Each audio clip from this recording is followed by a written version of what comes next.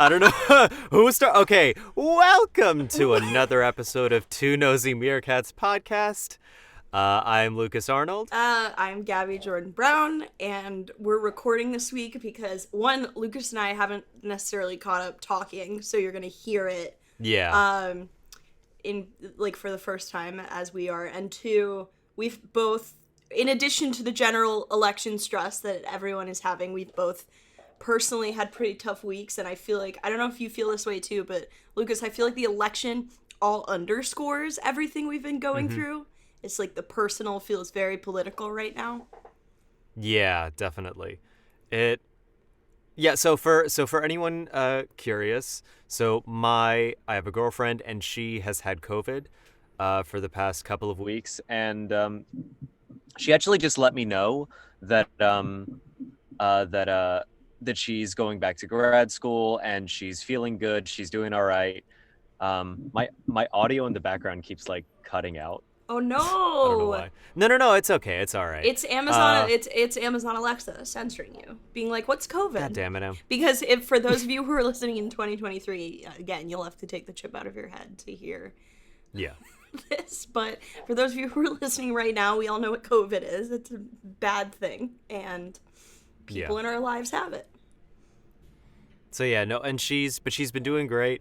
It was actually kind of funny because her mom and grandma got it before her, and then she got it, but somehow her dad magically just never got it. Oh, weird. And they all live together? Yeah, they all live together, and he's like not very gung ho about like wearing masks and stuff, but he's just been totally. Wow. Just and he's just never got it magically. That's so crazy. basically, it's all a hoax, as we can tell. And her dad is Donald Trump. Yes. Tiffany is dating you. Oh God. But I found out about Lucas's girlfriend having COVID because I told Lucas, I was like, hey, I don't think I'm going to be able to do that much for the podcast this week. I'm in a terrible place because my parents have COVID. And then he was like, oh my God, I'm so sorry to hear that. My girlfriend has it too. And we were like, okay, let's spiral together and have like a very special episode. Oh wait, Gabby, this week. When was the last time you got tested for COVID? Since because the thing is, like, because I saw my girlfriend a little over a couple weeks ago, and then she told me she got it, and then I got tested, and I saw that I was negative. I was like, all right. So, like, did you have any anxiety of, like, oh, I just saw them. Did I get it, or nothing like that? I mean, it honestly, so, okay, for the story, for those who don't know, my dad called me on Saturday morning on Halloween, and he was very informatively like, your mom and I have COVID. Like, I tested positive. My mom hadn't taken a test yet, but basically my dad had symptoms for like a week before, and he was like, I totally have it. And he went to get a test, but he got one of the rapid tests, and I guess the rapids are fucked because it's like inaccurate some of the time. And so his rapid turned up negative, and he was like, okay, I must have just had a really bad sinus infection. I guess I don't have COVID. But then my mom started showing symptoms as well. So he took another one, but he took a PCR, and he took it at Mount Sinai at Union Square in Manhattan, which is an incredible place for anyone who's in that area and needs help. But they called him and they were like, okay, you have it. And then he was like, okay, should my wife come in for a test if she has symptoms? They were like, no, you can just fairly assume that she has it. But to answer your question, Lucas, I'd seen them like a week before. It did cross my mind a little that I might have it, but it like wasn't the first thing I thought of. The first thing I thought of was like, I honestly don't care if I get it. My worst nightmare is someone in my life getting it. So like that was a worst nightmare scenario. But I took 2 tests. I took the rapid, wait, Gabby, which they said. You were cutting out a little bit. Would you say that? Yeah. Would you say that again? Oh yeah, sorry. Okay. My worst nightmare is not getting it myself. Like, actually, that's not true. My worst nightmare is losing smell and taste because I'm disgusting and I love to eat. Oh, yeah. But no, that happened to my girlfriend. She still hasn't gotten back her smell and taste. Oh shit. Oh, that fucking sucks. Her grandma who got it, she has it back now. And no, actually, my girlfriend did actually say that she cut open a clove of garlic and she could smell Oh, just the faintest bit of it yes! being garlic. So I think it's like coming back, but slowly. This is just part of the theory that garlic is the best. Yeah. Is it allium? Allium? Whatever. It is an allium. Yeah, that's right. Yeah. It's the best Allium. allium. No offense to Alison Roman, it's not shallots, but yeah. So my worst. Not to disparage the leeks of the world, but garlic's the king. I do love a leek, but what would a leek soup be without garlic in it? And that's the kind Yeah. of important political discussions we have to be having today. But I wasn't that afraid I got it because I was more upset that they had it.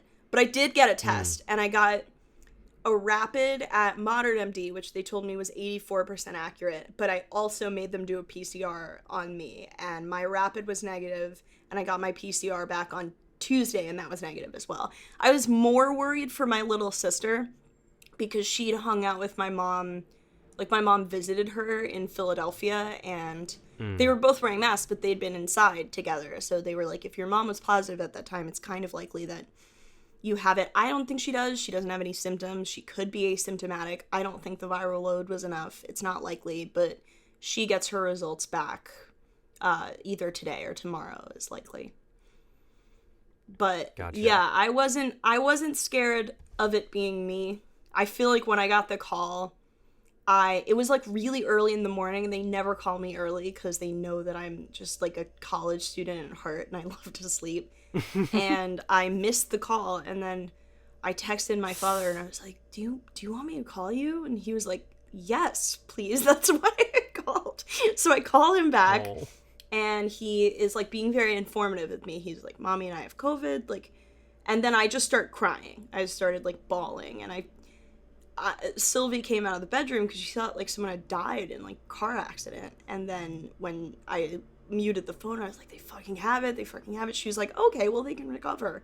You know, like, it's not a death sentence. Yeah. But I don't know if you felt this way too, but when you hear that someone in your life has it, you think about their mortality and you think about where your life would be without them. That was my first thought. I was like, I can't imagine life without either of these two people who swoop in for me at every turn, even though I'm almost 27 years old, and it's possible that I could be without them. I know. It did cross my mind a little bit because like my relationship with my girlfriend is still very new. Yeah. But we've grown like incredibly close. We talk all the time. It was actually kind of sweet. She said that when she got it, she was afraid that there was going to be like a disconnect because it was still a newish relationship and we were going to be apart for a while. And I was like, oh, I wasn't worried about that at all. I was just like, are you going to be okay? Yeah, she was like, this But TikTok guy is going to ghost me. I'm going to be honest. So she listens to the podcast a lot. And she was like, you talk a lot about people that were like interested in you or you dated in the past. I'm like, it's not that. But I think that's just like, that's what she like dials in on, I guess. Oh, yeah, Sylvie does the same thing. We've Oh, yeah? Yeah. Oh, wait, what has she said? Well, about the podcast specifically, she was like, what do you mean you flirt all the time? And then she heard herself being mentioned as someone who flirts all the time, and she was like, oh, you mean that? Okay. So it's like, Oh, yeah. she can't, think to herself that, like, I'm the one talking about being the bee's knees and having all of these flirtations, and she's, like, worse than me, So, but it is interesting to be doing such a, this is a very personal endeavor. Like, we're, like, talking very intimately about our personal lives even before this episode. Yeah. And it is weird that people in our personal lives listen and they hear this and they confront how we frame these things. Yeah. I also, so this is very separate and it's, so my mom is English, but she moved back to the UK to take care of my grandmother. Wait, Lucas, sorry, you're cutting out a little bit. Oh, was I? Yeah, you were cutting. Okay, I'll start again. So my mom lives in the UK. She has for the past 5 years taken care of my grandmother full time. And my grandmother has like Alzheimer's, dementia. She had a stroke a couple years ago. She's not doing like the best. She's also 90 something. I think she's going to turn 91 this year. and she's been doing fine. She's been doing great, but I know that my mom just like exhausts herself taking care of my grandmother and like doesn't get that much sleep. And I realize that this is it's a bit of a dark thought, but because I'm watching my mom like slave away take care of my grandmother, and it's just doesn't and I want my mom to have a break, and I realize that I don't want my grandmother to die at all, but I know that when she does, I'm going to feel relieved for my mom that she's not going to have to take care of her. And I did think, oh my God, is COVID going to affect them? And I started thinking about like, oh my God, what if this is the year that my mom gets relief? Basically. It's a very weird set of thoughts coming together, but it was sort of a tragedy, but it was also kind of a nice thought, thinking that she wouldn't have to work as hard as she has been for the past 5 years. Absolutely. And I think that there's so much in media and the way we think about death, and that it's like you're allowed to think of it this way, but you're not allowed to think of it this way. And the truth is, it's all so messy, and there's so many thoughts that go through your head at every given time, and there's parts of grief that are funny, and there's parts of it that are scary, and there's parts of it that are a relief. And, you know, I had a roommate for a while before I moved in with my girlfriend that he lost his mom when he was 12. And he made a movie about it. He's a brilliant filmmaker. We should probably have him on at some point. But ooh, he sounds fun. Yeah, he's a great guy. His name's Pat Haywood. But he says his relationship with his mom, it's not like it ended when he was 12. It is still growing. Like, he still thinks about things she would have said in current situations. And he still talks to her, you know, in his head. And that, in that way, in this kind of imaginary world that he has, their relationship and his relationship to her has grown. And I think about that a lot when I thought about my parents, and I thought about them having COVID. I was like, you know what, there's something terrible could happen to them, but they will never really die, because I am so like both of them that I will always be carrying both of them with me all the time. Oh, absolutely. Yeah. That's such a healthy way to think about it, is to have like your connection to someone live inside you. Yeah. Instead of it be dependent on what happens around you, to keep something alive inside you and your mind. And that's such a beautiful thing. And I'm so glad that someone who was 12 when that happened to them was able to keep that world alive in such a, I would say that's a very mature thing to do. Yeah. And to be able to do. Because I don't think a lot of kids would be able to do that. I mean, it wasn't really when he was a kid. When he was a kid, he was ridiculous. I didn't know when he was a kid, but he tells me a lot of stories about just like how he and his friends would like play these sort of like jackass style games where they'd like push each other down the stairs. It was Massachusetts. Everyone had crazy accents. And, yeah, it was like a Ben Affleck movie all the time. It was Massachusetts, so it's okay. They could just destroy their bodies. It's Massachusetts. That's what you do. When in Rome, yeah. You guys know how I feel about the Red Sox. A bunch of fucking animals over there. But it's like, as he's gotten older, his relationship with his mom has developed. So it's like, maybe it felt stagnant to him at 15, but now that he's like 29, it doesn't feel stagnant to him. And it's like, I feel that same thing with my grandma sometimes. My grandma, I was close to her. She died when I was 13, my grandma on my dad's side. And I, you know, think about her often, even though I didn't have that much time with her. And I feel like I think often about what she would have done right now, and like the funny things she would have said about Trump. I don't think she would have supported him. And I think she would have like said a bunch of just shit that in some ways was really backwards and in other ways was really astute, and I just wish that she was here to give her perspective, but she can have her perspective in my head. I know it sounds like a fantasy. That's good, yeah. But it's to me it's very real. Yeah.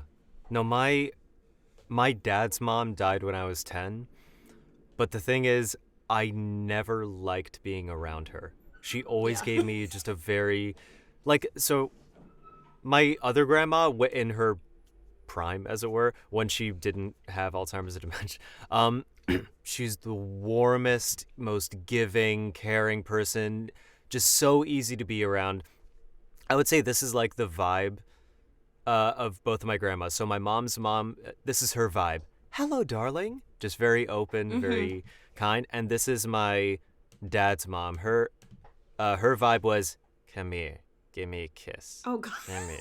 It was just, it was very grabby. It was very pinchy. It was very, it just, I didn't like A being little bit around. And Meryl Streep in Big Little Lies. I don't know if you've watched it, but oh, I've not seen that. No. she's from the meme where it's like, come on, scream, and she just screams at the dinner table in front of all his kids. Oh my God. No, my dad's mom. Think like just a under 5 foot osteoporotic Jewish woman. Just Okay, like I'm that's there. her. I'm there. It's In the Florida, pictures in my mind. of course, it's Florida. Yes. Yeah, Of course, always.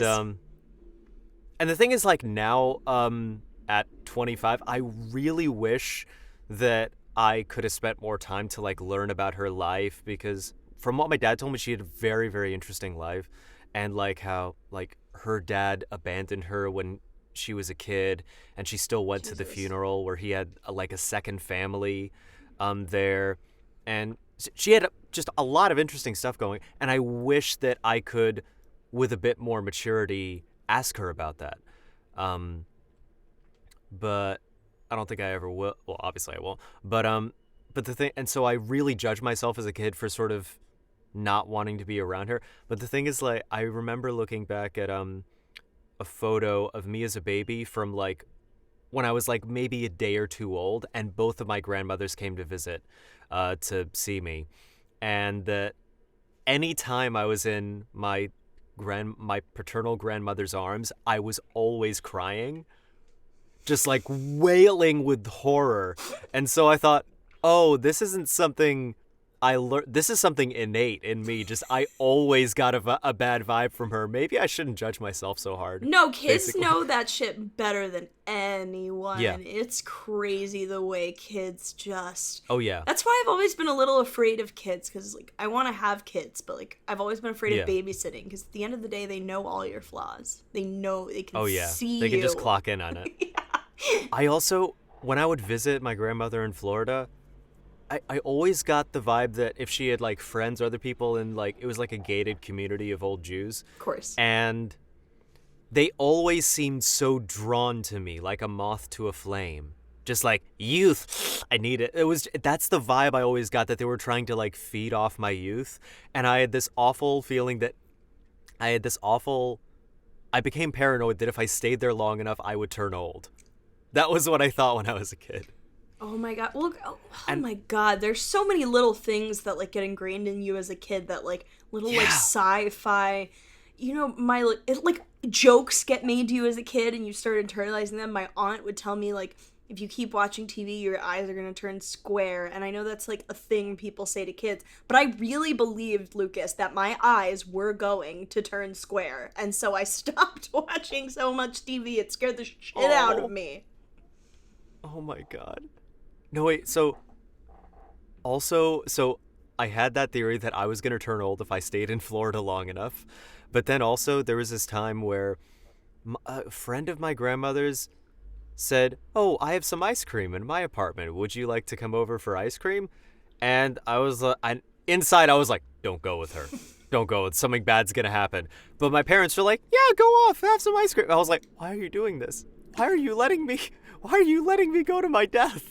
And then I remember just like walking. It was nighttime as well. I was just walking over the road to this place, and I thought, I'm going to die, or I'm going to be trapped. I'm going to be transformed. I thought something awful was going to happen.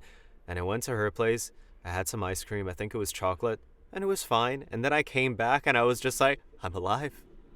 I'm still here. I was just so elated that nothing happened to me. God. But I was terrified. I was so terrified. Yeah, it's, you know, not to bring it back to the subject of the hour, but my dad said that when you're in the thick of COVID, it does feel like that. He compared it to like I was on the phone with him when he started feeling better, and he also was around my grandmother in Florida? he was he was exactly there. I'm talking specifically about a near-death experience, but the only near-death experiences are the ones near your grandmother in Florida. Yeah. No, go on, please. He like got in a car crash when he was younger, and he was like going towards a tree because he lost control of the car. And he said his mind just got in this crazy state of like mental clarity where it was just like, shoot, this is it. And then like he just saw the tree and was like, all right, here we go. And then everything kind of goes quiet. And then you react. And then that's when he had that same thing you had, even though obviously you didn't have a real near-death experience. Although I don't want to invalidate your childhood experience. Maybe you were going to. I feel a little... I'm feeling a bit attacked. Wow. Well, get used to it. You're a straight man. You need it. I just get oppressed every day for various reasons, and I'm not having it anymore. So I oppress you to keep you humble.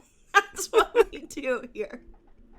I make sure that you're feeling nice and oppressed so you don't get too ahead of yourself. Exactly. I need it. It's weird. It's like having anything that feels dangerous. We're so shielded in human life. You know, I don't want to sound like one of those 40-year-old men who's like, I wish we were all in war, like in the trenches of World War II, and now we're all too soft. But there is some component of like the fact that I can just order any food I want to my doorstep and inconvenience somebody else who gets paid to be inconvenienced. Yeah, exactly. By me. Exactly, yeah. We are very sacrifice the pawns, yeah. Yes, we are we are the kings and queens. I'm watching the Queen's Gambit, so everything's a chess metaphor. Okay. We are kings and queens and everyone else is pawns, and we're just shielded completely in our lives. And when anything feels uncertain, it feels like death. Like it feels like absolutely, yeah. Death is the unknown. Being unshielded is the unknown. So by like transitive property, like being unshielded for just a moment feels like you're close to death. No, yeah, we totally catastrophize. The second anything goes wrong, we catastrophize. Because nothing ever goes wrong, really. Yeah, exactly.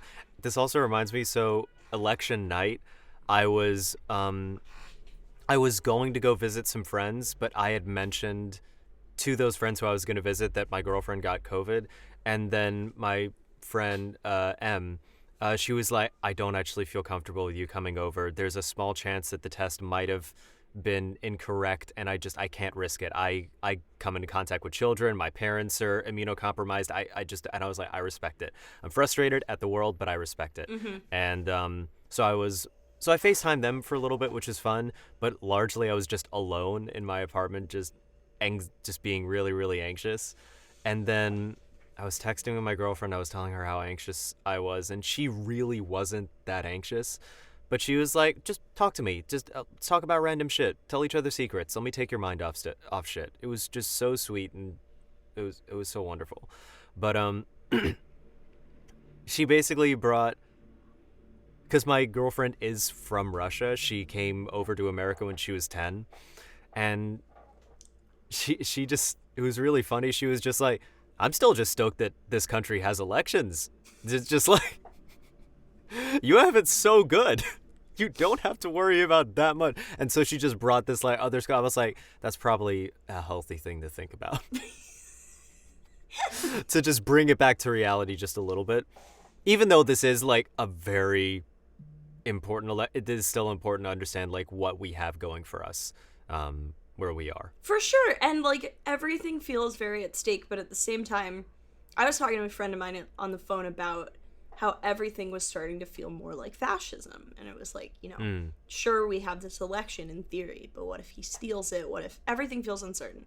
And my friend was like, look, Trump makes a big stink about everything, and he riles up his base, and then people act around him. So Mitch McConnell sees what's going on and goes, okay, well, now I can like do things for my own gain because this one base is riled up enough towards Trump, and Trump is like kind of aligning with the thing I want to do. Even if he's not doing it exactly how I would do it, I'm going to use this to my advantage. But at the same time, like Trump, I think, is not actually going to take the next step himself without someone supporting him of being like, I'm going to contest these results. I think that if Biden, and it looks like it may happen, does get to 270, Trump's just going to be like, well, that's it for me. And that's an election. Yeah. That's a free and fair election at the end of the day. All of those people yelling at us, vote, vote, vote, every time something went wrong. It was annoying because, you know, issues do go beyond just voting. And I think that there's a lot, like, you know, Biden's pretty lukewarm on the Green New Deal. When he gets into office, we have to push him a lot. Yeah. But at the same time, like, there are things that are going to happen now, hopefully, like a strong COVID response that would have felt crazy to me, you know, 3 months ago. And that's because we have elections. And that does feel good. Yeah. It was a weirdly encouraging thing because, like, it was something we knew ahead of time that, because there was so much early voting, so many mail-in ballots, that the way they were going to be counted was going to result in, like, people voting in person on the day. That's going to get counted first, and then everything is going to take a while. And so we knew that things were going to lead towards... So by the way, for anyone curious, so we're recording right now. It's Thursday, November 5th at almost 2 p.m. Eastern Standard Time. So... And we're being edged. We're being edged by Nevada, of all places. We're being edged. They're dominating our us. Balls. We're calling Nevada mistress, and Nevada has me tied up. What mistress says goes. Mommy Nevada's gonna spank me. Can we have our Can we have milk, Mommy? Can we have our electoral votes? No, you get it when I say it. Okay. So that's when we're recording. So as of right now, this is what we know as much of. Anyway, but as I was saying, like, it was a weird thing, like, getting anxious about not getting results or seeing things lean to Trump, at least early on election night, but also know that this was exactly what to be expected, and to know that we weren't going to get results for a while, and that everything was going kind of according to expectation, as things still are, that people are still counting their votes, and that the system is kind of working in terms of just people are counting their votes, they're doing the best they can. And yeah, so it's a weird thing of, like, being comforted but also being just, like, super anxious. But the anxiety, you do have to remember, like, I've been trying to hearten myself about this. It hasn't really been working, but the thing with the anxiety is, like, the anxiety is press manufactured. You know, yes, we were always going to be anxious about the election, but I was actually catching up with Pat, that same roommate I had, and I was like, are you anxious about the election? He was like, not really, you know, it's out of my control. I already voted. If Trump wins, I will not be pleased, but we just have to keep moving forward, and there's nothing I can do, and you can't do anything that's out of your control. And also, when the New York Times sends articles to my phone like, you must be so anxious right now, it's like, well, yeah, because you put that in front of me. Like, obviously I'm gonna be a little anxious. True. And, like, you know, CNN, the way that everything's covered, like, with this map that almost looks like a football game of, like, tracking each result. Yeah. Everything is manufactured to create the absolute most dramatic tension that we possibly can, and that's the truth of it. And, like, it's so true. At the end of the day, if you've already voted, you've done your job, and there's nothing else you can do. Yeah.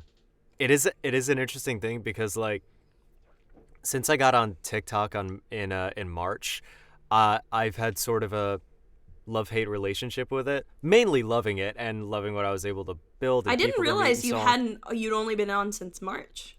Yeah, March 18th was my first video. Yeah. Wow. But that's awesome. Thank you so much.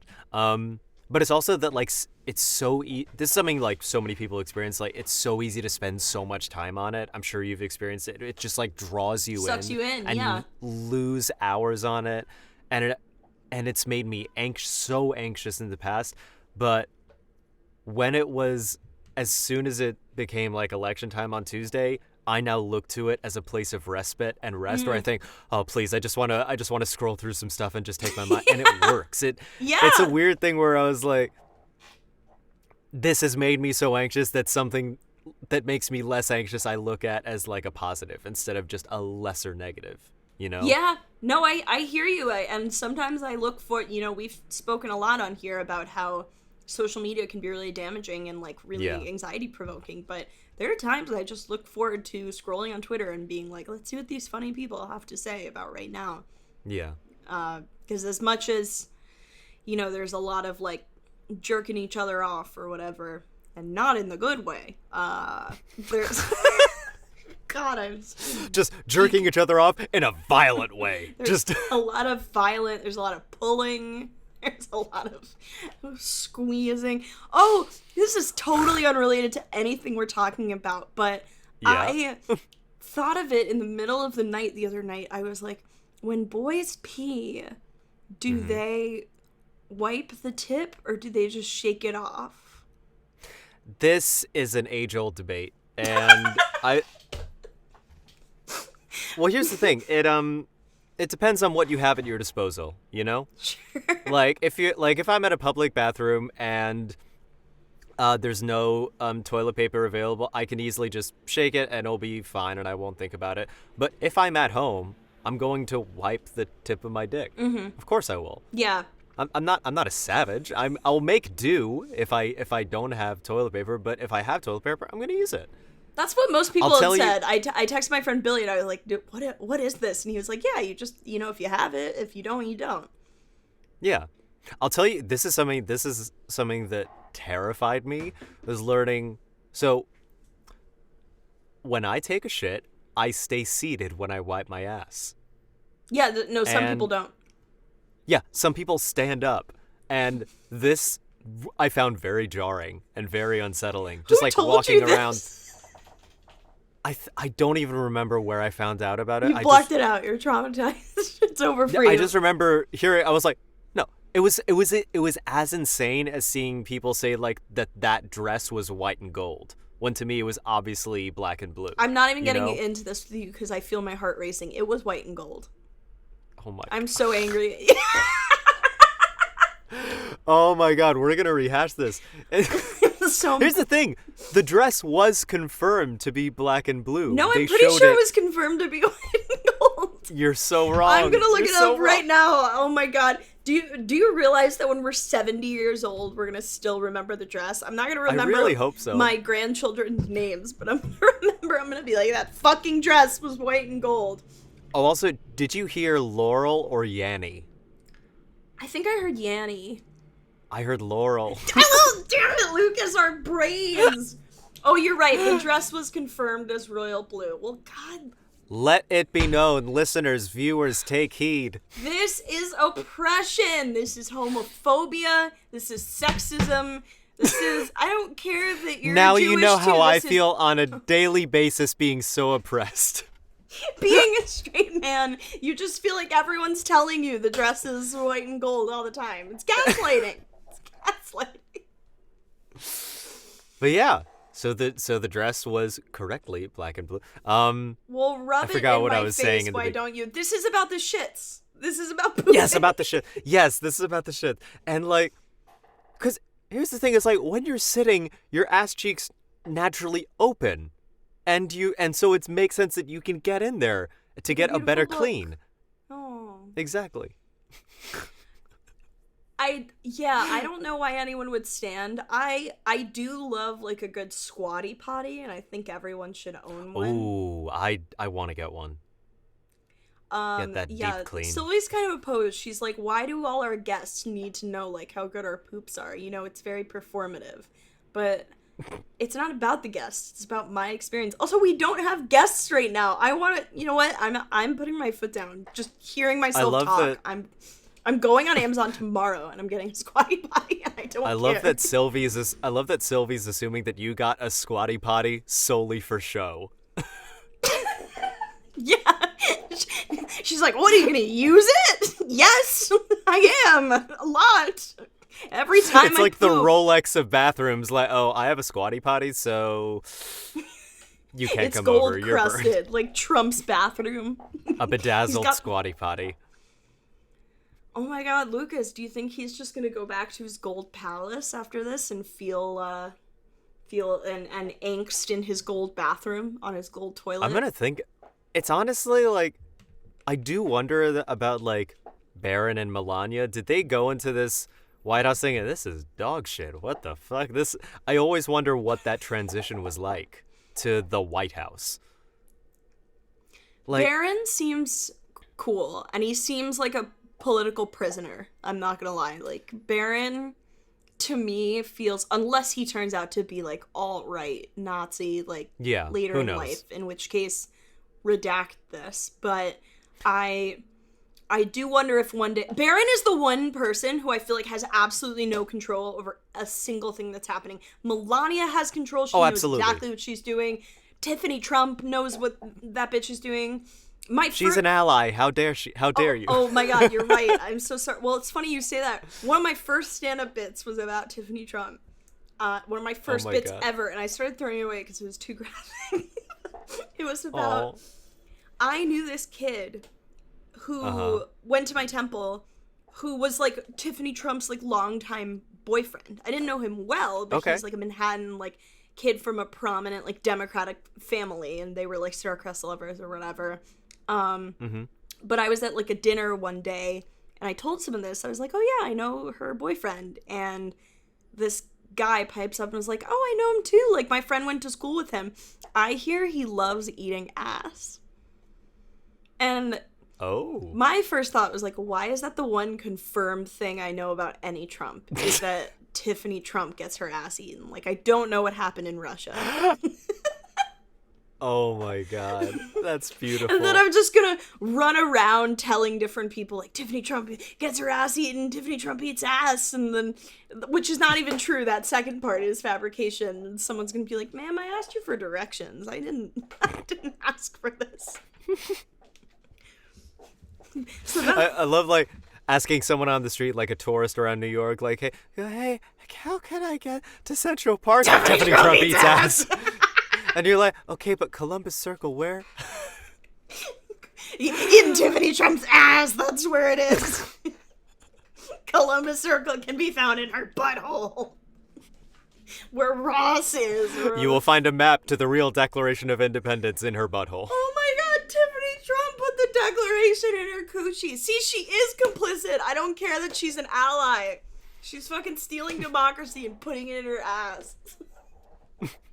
Her vagina is a metaphor for national treasure. Just great movie. But Barron movie. doesn't know shit. Barron doesn't know what's happening. And one day, I hope he's like the Princess Diana of everything, except Diana actually married him. Oh my god. Barron just exists. And I think one day we're going to find out he was like terribly abused, and it's all horrible. Maybe. It is something, I do remember, it was something I found really, really encouraging and really heartwarming, was when Chelsea Clinton came out in defense of Barron Trump, because she remembered what it was like being the child of the president and getting a lot of weird attacks in media just while she was a kid, you know, not able to control anything. And she was like, hey, leave this kid alone. He's not doing anything. Please stop covering him. Just leave him alone. And it was a very human thing. I really, really loved that and appreciated that. Yeah. I hate her otherwise, but no. Justice for Barron, honestly. Like, it was really heartwarming to see someone come out in defense when you didn't necessarily have to. It was a beautiful moment of empathy. I really liked it. Yeah, I like that too. And I think that I like the understanding that most people have that Barron didn't do anything wrong.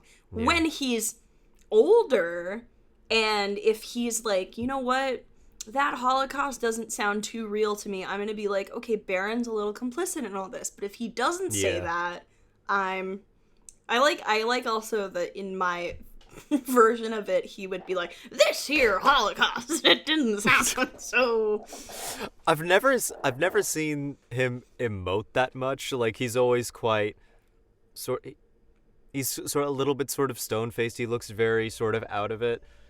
Which is fine, but I've never seen him like, Arr! I've never seen him like get hot and bothered about it. He only gets that animated about Holocaust denial. Everything else is fine. All that energy just goes into his limbs because he is tall. He is a tall dude. He is a very tall man. These girls on Twitter He's a are lanky probably boy. Thirsty for him already. How old is he? What, 14? Poor kid. He's definitely a teenager. Yeah. I can't imagine being Barron Trump. I mean, God, you grow. Imagine if he got drafted by the NBA. What a spin. Oh my God, and he became like the best player ever. Like Michael Jordan. What if like yeah, I was thinking, what if like he was put up against like Michael Jordan? What if he was like that? That's an interesting example about how like some things in life are pretty nuanced. Like in this fantasy of things, Barron Trump, you know, he wouldn't be a villain, but he also wouldn't be a hero, but he just happened to be really good at basketball. Yeah. And it would be Everyone hard to lives know in whether the gray to root area, for Gabby. It's everyone lives in Everyone is the hero of their own story as well. It's everyone lives in Tiffany Trump's ass. That's where we are. Oh God. And we all have to deal with it. Oh my God.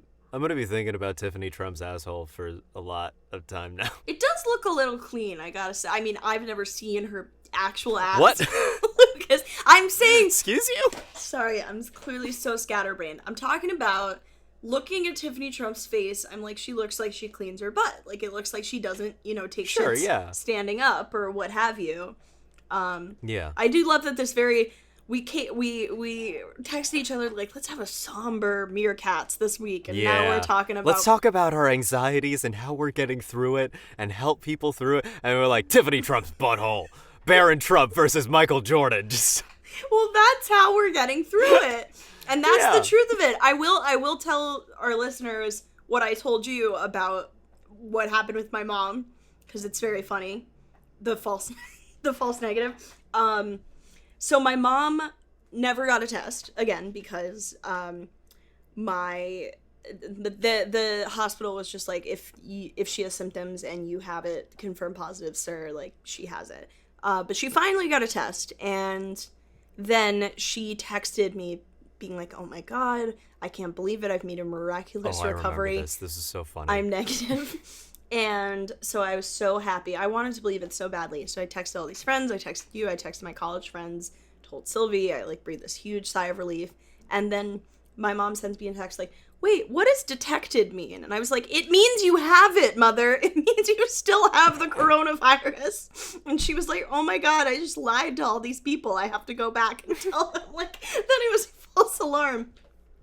Then she calls me, she's like, oh my God, I've been in such a brain fog. Like, I did this whole thing with the false negative. And I was like, yeah, like, what else happened? She said, so I have a relative who has Alzheimer's, and her daughter will sometimes send email blasts to, like, 50 people in her family, updating them, being like, hey, Sandra's okay, yada, yada. And my mom replies back to this email and goes, Bill and I are recovering from COVID, but we don't want the rest of the family to know. It's going okay. We're going to make a speedy recovery. She replied, oh, Lucas, I don't want the family to know. She said that to 50 people. God. Suddenly she's getting all these emails. Oh my God, are you okay? I feel like this is a Curb episode. This is Curb Your Enthusiasm.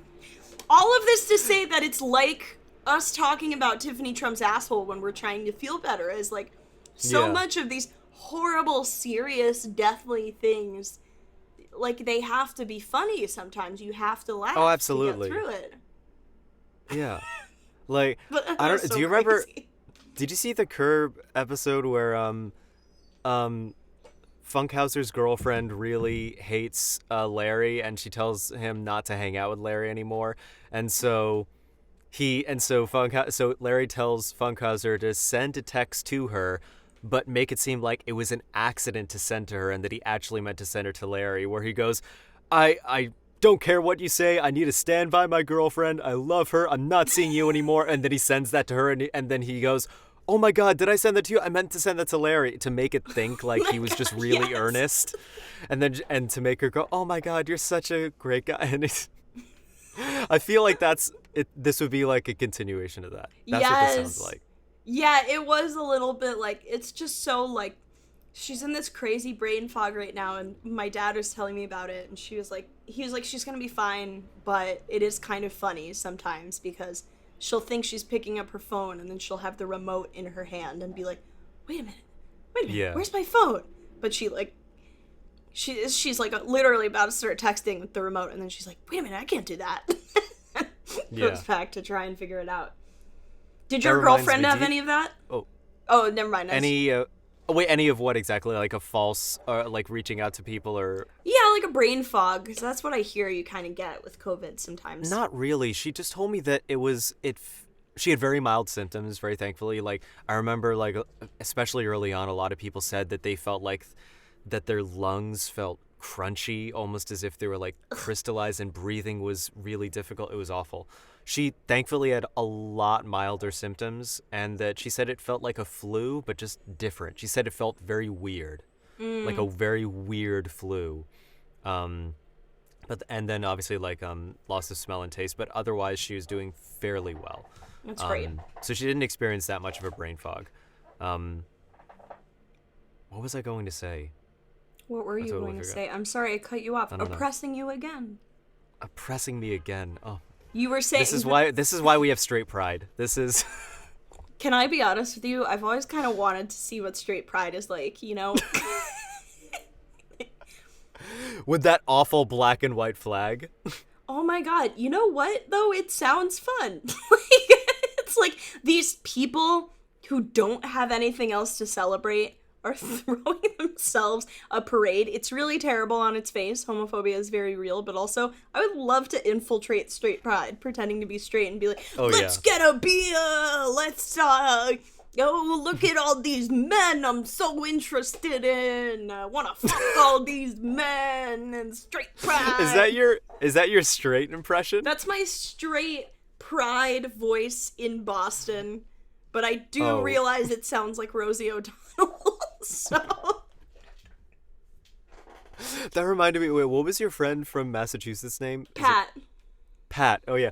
I don't know why, but I really like the idea of him having like a really thick Boston accent, but talking about like being really zen and mentally healthy. Like, yeah, I keep my ma alive in my heart forever. You know, just. He's gotten rid of his accent for the most part, but you see old videos of him and he's like, I fell down the fucking stairs. That hurt so bad. Now that bottom stair was a fucking cunt. Oh. That was really good. I always forget you're a goddamn impressionist. Yeah, my therapist is wicked smart, telling me early on to have all of my connections live inside me, so I never really lose anyone. Fucking bitches dying around me. Fucking cunt. Wicked smart, my therapist. Wicked smart. Oh, now I want to remember what you said. Do you know the comedian Ryan O'Toole here in New York? Yes. Oh, he's super funny. He's super fun, and he's a lovely guy to talk to. I really want him to do. I wanted to like make a sketch now where he's like a therapist or someone like, but like saying like really earnest, really good, healthy stuff. But just him doing anything just makes me laugh. He's so funny. You fall into the capitalist mind frame of white supremacist hegemony. That's what's happening. I just want him to say hegemony. That's perfect. Hegemony. Fucking hegemony. Oh my god. There's no hegemony here in Boston. Boston's hegemony free. Oh my god. God damn it, I'm trying to remember what I was going to say earlier. It's okay though. I guess it doesn't matter. I guess none of it matters. I'm so oppressed. You're so oppressed. Nothing. Yeah. I'm so oppressed. But yeah, as long as like your girlfriend is feeling better now, I think she's gonna get her sense of smell and taste back. My friend had it where like she would get it back like 20% at a time. She would but it was almost like a game for her. She'd put vinegar up to her nose and be like, I can't smell a fucking thing, but she could the whole time kind of taste bread. Do you watch Chef's Table? I never watched it, no, but I love cooking shows, so I should. Oh yeah, it's an amazing show. But there's a chef in Chicago. I don't remember his name, but his restaurant's called Alinea, Alinea, and he talks about how he got tongue cancer, and that he thought that he was going to die, thought that he was gonna have this surgery where they remove like 70% of it, but he got contacted by this like research team at the University of Chicago Medical School or something like that, and that they basically did a novel kind of therapy and eventually were able to get rid of the cancer, and he kept his tongue, but the treatment killed his taste buds. And so he wasn't able to smell or taste for a while, and he was working this whole time trying to combine flavors, just working on memory of what he thought would work well together. And then he talks about like what it was like having his taste come back, that he put like a lump of sugar in his coffee and he tasted it and it was just really intense. And he talks about like building up his taste palette from scratch again, like learning to taste for the first time. Wow. That sounds like in Ratatouille, when they, that montage in Ratatouille where he like puts together the cheese and the jam. Oh, the cheese and the strawberry. It's like a symphony. Yeah, it sounds like that. Yeah. It was a really beautiful thing, and it almost makes you want to go out without taste, just to have it come back and understand what that's like. I wouldn't get COVID just for that, but that would be interesting. Listeners, don't do that. Don't get COVID. Yeah, listeners, don't give me COVID just so I lose my... Don't give Lucas COVID at all. Don't give anyone If you see me COVID. on the street, don't think, I think he wants COVID. Come up to me. No. You can give COVID to Mitch McConnell. Yeah. Because I guess he never got it. Yeah. Did you see his hands? I did. I'm almost choking thinking about them. I know. Because they're so disgusting and rotted and they vile. Looked like... and beautiful in a way, because hopefully Wait, Gabby, would you say that again? You're cutting out a bit. These people can't last that long, okay? Like, fucking... Oh, wait, you just cut out. Oh, wait, Gabby. Yeah, no, you cut out as well. Can you hear me now? Can you hear me? No, Yes, I can hear you. No, you cut out. Okay, yeah, no, you cut out as well for me. So wait, would you say that again? What were you saying about Mitch McConnell? Just that these people can't last that much longer, I know. How is Mitch McConnell not dead yet? He's like if goo came out of a lake and had eyes and a face and just kind of was like the way that everything about him looks melted off. Like, he looks very... Yeah. That's a very good impression of what he looks like. I saw a TikTok about like how he looks like Mr. Krabs without his shell.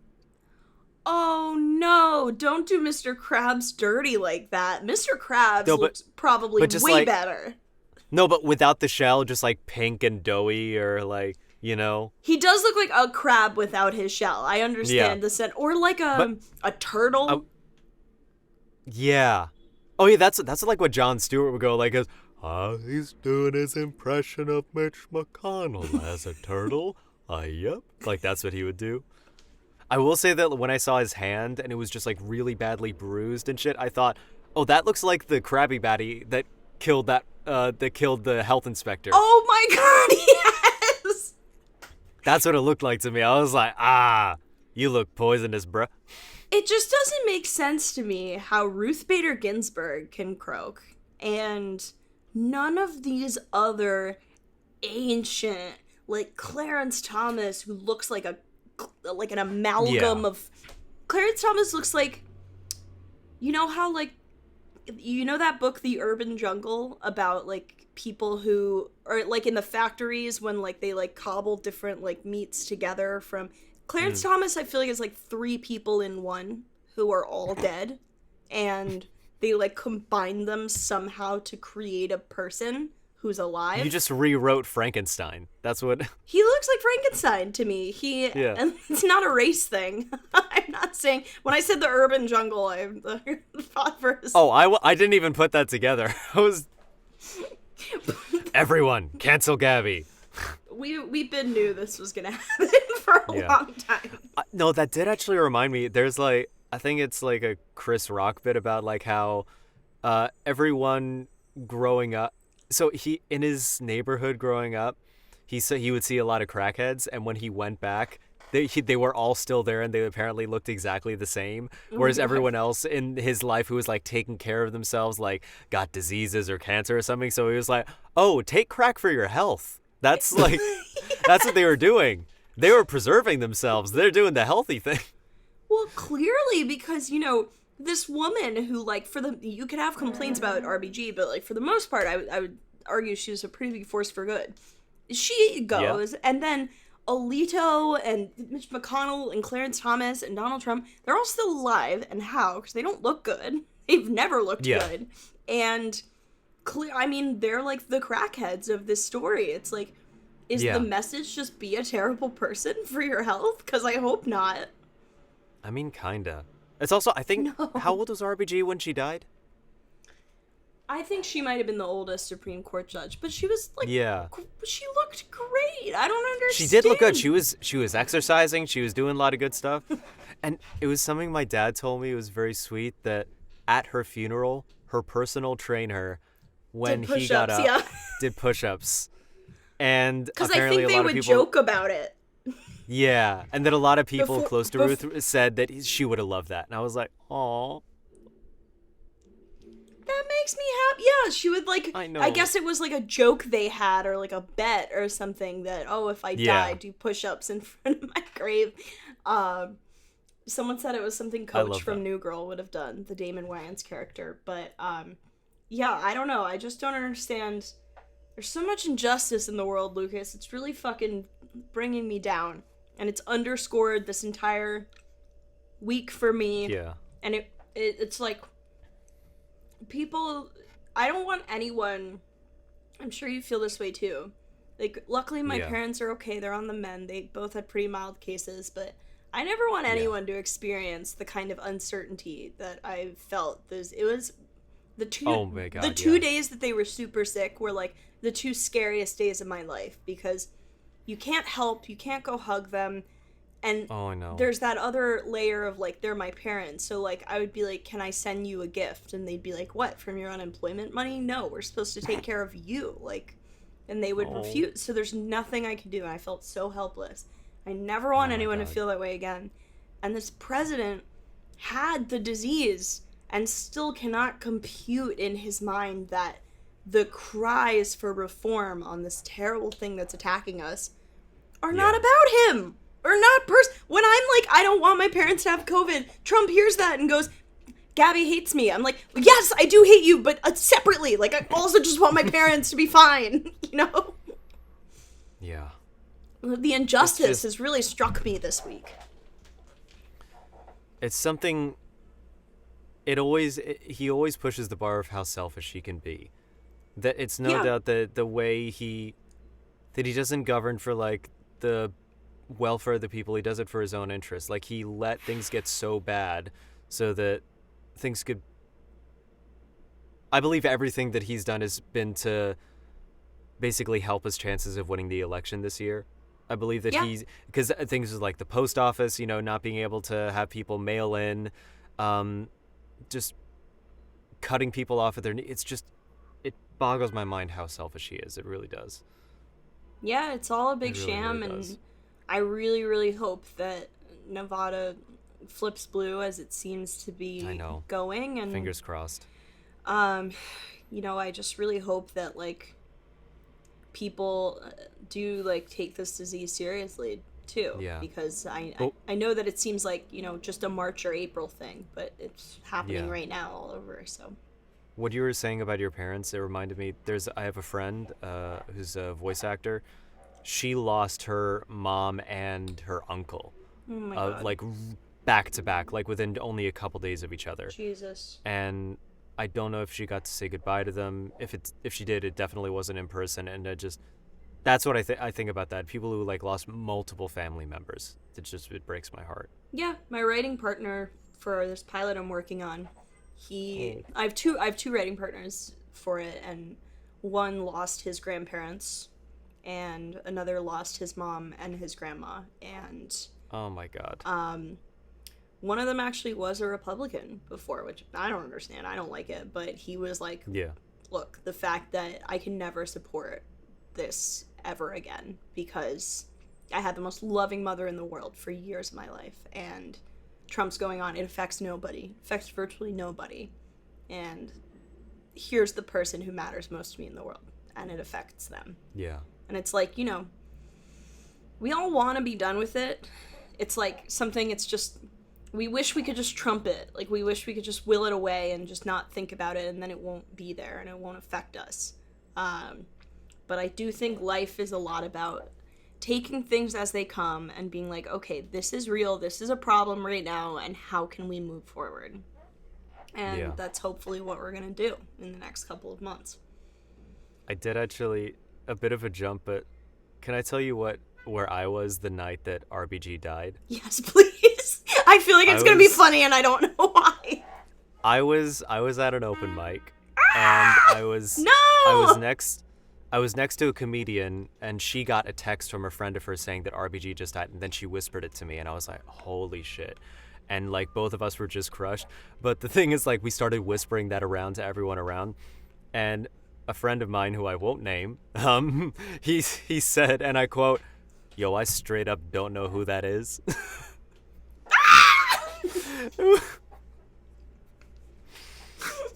I ain't reading all that. I'm happy for you though. We're sorry that happened. And so I went to the bathroom, and then a comedian, and as I was waiting for the bathroom, another comedian came in, Juliana, and she said, "I don't know, can you believe that RPG died?" And I was like, I already thought of a joke about it. And I did it that night, and I opened with it. And how did it go? I got Chris Scher to laugh. Oh, there you go. Chris Scher laughed hysterically among like a couple other people. Otherwise, it was dead silence. This is what it was. I said, this is what I said. I said, it's absolutely heartbreaking that Ruth Bader Ginsburg died. But it is good to know, one silver lining is that she did get to live out her life's ambition of outliving Chadwick Boseman. Oh my God.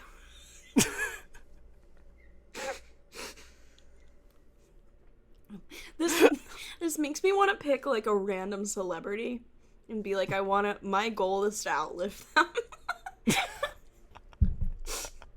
Lucas, pick one for me, and I'm gonna pick one for you. So wait, do I pick one that I want you to outlive, or I think you're gonna outlive? No, that you want me to outlive. What you think doesn't matter in this scenario. Okay. It is Russian roulette, it is mayhem, it is the wild, wild west. Okay. Someone I want you to outlive. Not that you want that badly. Just any celebrity. Sorry, I did pick someone. I did pick say someone that yeah, just choose someone, anyone. Okay. Machine Gun Kelly. I'm charging you to outlive Machine Gun Kelly. Okay. For you, I'm gonna pick. Yeah. Chloe Grace Moretz. Your goal is to outlive Chloe Grace Moretz. And if you can do that... Why is that so funny? I do have a bit of a war with her, because I think she's so utterly... I don't want her to die. First, oh my God, please, knock on wood. Okay. But I do think she's so utterly mediocre and just does everything. Directing, acting. She's like queer now, dating a Victoria's Secret model. You can't just be queer and then date a Victoria's Secret model. You have to date a bunch of girls with like 3D glasses first. I feel like that's the exact same reaction people that had like when Caitlyn Jenner transitioned. Like, you can't transition and in your first year win Woman of the Year. Yeah, like, she looked so good. I'm like, God damn it, when you transition, you can't come out as gay and then reach peak gay, Yes, that's what I'm saying. You can. Yeah. Kira McGill has that great joke about how the first girl she ever loved. It made me laugh so hard at open mic, I almost peed myself. The first girl she ever loved wore 3D glasses with the lens popped out every day, and that girl broke up with her. And I think that as a gay person, you have to date at least 3 people who have the same energy as that girl with the glasses and the lens popped out before you date a fucking Victoria's Secret model. I guess for Sylvie, that's me, because I'm the first woman she's dated, but that's fine, because I know I have that energy. I hope she never goes on to date a Victoria's Secret model, because I would like our relationship to last forever, but, like... Yeah. I'm just glad it didn't happen right away, because it's so stupid and it's fucked up and it's wrong. That's so funny. I've never heard that joke before, but Keira McGill is so funny. I adore her. Oh she's so my good. God, she's the best. But it's just, yeah. So, okay, you have to outlive Grace Moretz. I have to outlive Chloe Grace Moretz. And I will outlive the thing is, like, Machine Gun Kelly. I remember her from Big Mama's House too. That was the first time I was aware of her, and that was such a lovely movie. And it's the sweetest thing. It's where Martin Lawrence teaches a bunch of white girls, like, you don't dance with your heart, you dance with your butt. That's what he says. The thing is, now, I don't want you to be rooting for Chloe Grace Moretz to die. Well, now I am. I'm so competitive, too, that in my head I'm like, well, now I'm, like, gonna be looking out at Machine Gun Kelly, like, what's he up to? Like, yeah. How's his health? He definitely has some shit going on. Like, I mean, I want him to be okay. I'm just saying I'm very competitive. Yeah. I also wish nothing but the best to Chloe Grace Moretz. Not really, I want her to die. You know what? Who said that? What? It's our guest. Baron. Oh my god. What? I said Baron is here in the studio with us. Baron Trump. It's a callback. You know what a callback. I've never heard him speak. Me too. I've never heard him speak. I don't think he can. I remember I had a dream once. I can't believe I only just remembered it, where he steals a phone of someone guarding him, and he makes a video and posts it to social media in which he says, "Please, someone rescue me and my mom. We're being tortured. Please help us. We're trapped. We can't leave." And that there was like a guerrilla group that I joined to try to rescue him and his mom from like the grips of Donnie. Why didn't you mention this earlier? This is so funny. I know. I didn't think of. I don't know why, but I just remembered it. Oh my god, that's like your Pete Buttigieg dream. Oh my god, my Pete Buttigieg No win today, dream. Dad. No win today, Dad. I had a dream AOC was in. Wait, AOC was in what? My dream recently. Oh, yeah. I had a recent dream that I was like doing a PA gig and that I like posted about it because someone had been mean on set and she reposted it to her Instagram and that I then had to DM her to be like, hey, can you take that down? Because I signed an NDA that I'm not supposed to talk about the production. I love that you have the most clinical dream. It's nothing extraordinary happened. It's just like, hey, this like breaches the terms of my NDA. Would you take it down? Like, I guess I love that your dreams are paperwork based. Oh yeah, no, I never have very exciting dreams. A lot of my dreams take place in like the Google Doc, Twitter. Nothing as exciting as Pete Buttigieg being like, I'm talking on the phone. Is it weird that I was really proud of that dream because it's just so left field? It's I loved so it. funny. I mean, most people don't have dreams where it's like you can talk about them and they're interesting, but you do, and I think it's something to be proud of. Did I tell you about my series of dreams where I had weird superpowers with weird restrictions? No. Oh yeah, no. So when I was little, around like age 7 to 11, I had these dreams where I would have weird superpowers. No, I would have superpowers with weird limitations put on them. Well, that makes sense. I remember I had a dream where I could fly, but only 3 feet above the ground. So, like, I would just be zooming around really fast, and, like, people on the street would go, hey, why do you fly higher around, like, skyscrapers and stuff? And I would be like, I can only fly 3 feet above the ground.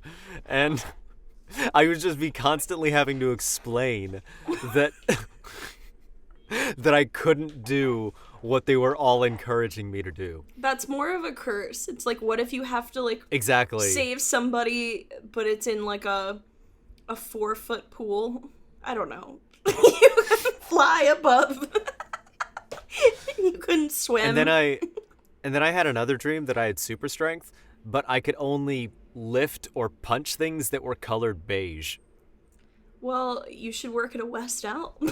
Just lifting the couches. But you can't be a superhero that way. You can't be like, no. I'd lift this car, but it's a blue Subaru, so it's too bad. Your child's just gonna have to die. Yeah. So yeah, I had a bunch of those are the only ones I can remember, but I remember I just had a string of dreams over the course of years. Very sporadically where I have dreams like that.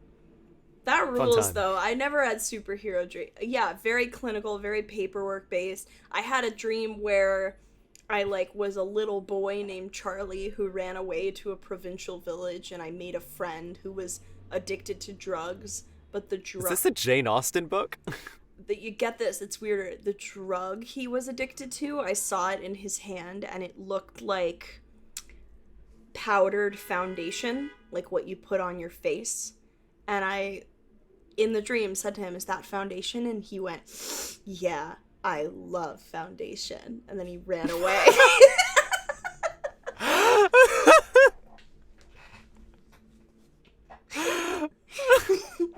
Is that like old-timey whippets? Like that was...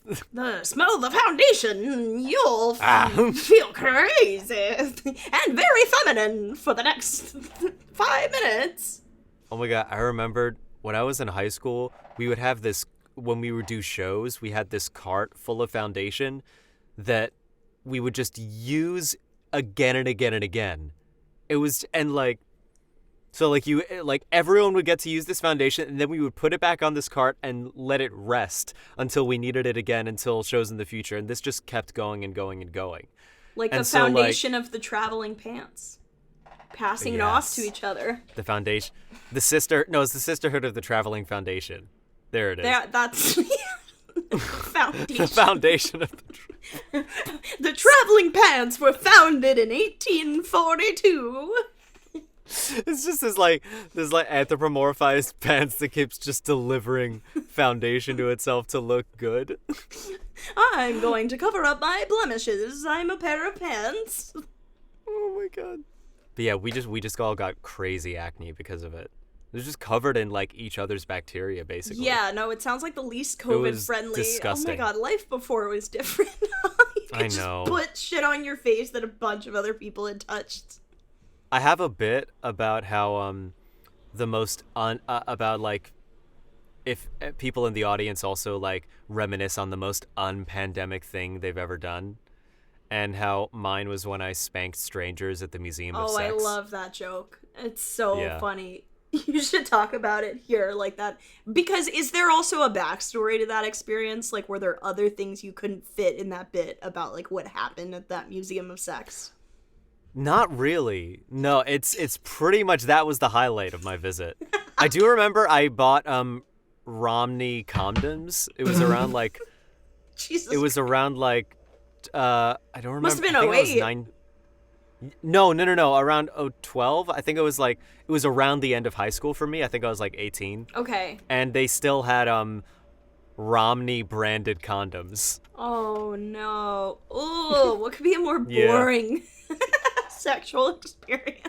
Could you imagine being a girl and just start there and some man is about to have sex with you and you're like, "Babe, put this condom on, like I want to feel good." He pulls it out and Mitt Romney's face is on the condom. You're like, fuck, we're about to have the most boring missionary sex I ever imagined. Oh my god. I remember I saw when I was a kid, I saw this show about, for some reason they were showing like different kinds of condoms on them, and one of them had like a lion's head at the tip.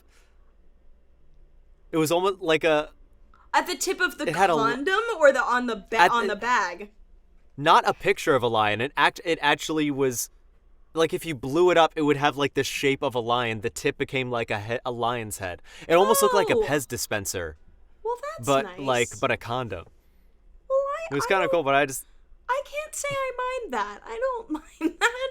Make your little dick like a lion. Not your little dick, but like one's. And also maybe the dick isn't little. I don't know. Yeah. But make the dick like a lion. That's nice. I always wish people would have more fun during sex. I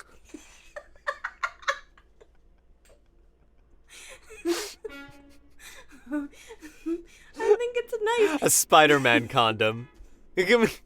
I want a Batman condom.